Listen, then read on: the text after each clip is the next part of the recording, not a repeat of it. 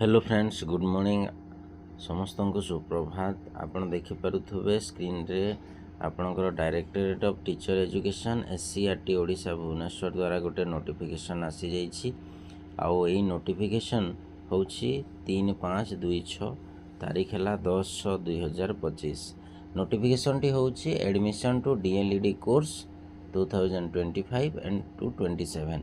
ता माने हला जे सिटी पई आपणकर नोटिफिकेशन आसी जाइए। आपण जो माने सीटी करिबा पई इंटरेस्टेड से माने सीबीटी जो अच्छी आपणकर ऑनलाइन कंप्यूटर बेस्ड टेस्ट बा सीबीटी एग्जामिनेशन आपण देई परिबे एवं यह सिलेक्शन हबो। सिलेक्शन हला परे आपण एडमिशन नहीं पारे।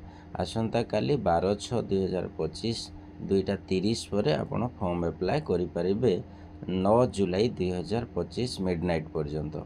ऑनलाइन पेमेंट आपण 10/7/2025 मिडनाइट पर्यंत करें।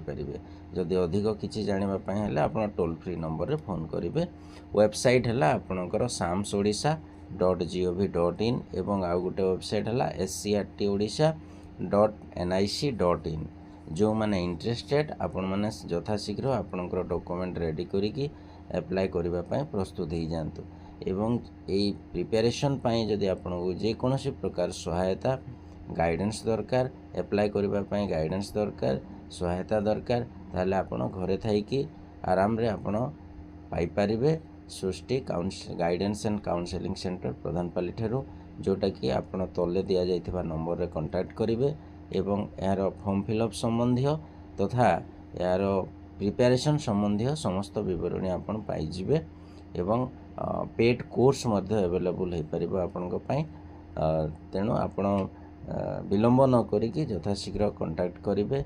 घरे थाइके आपण अप्लाई करि परिबे। घरे थाइके आपण गूगल मीट बा ऑनलाइन माध्यम रे आपण पाठ पढ़ी पारिबे एवं प्रिपरेशन करि परिबे।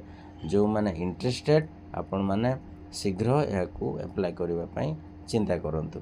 धन्यवाद।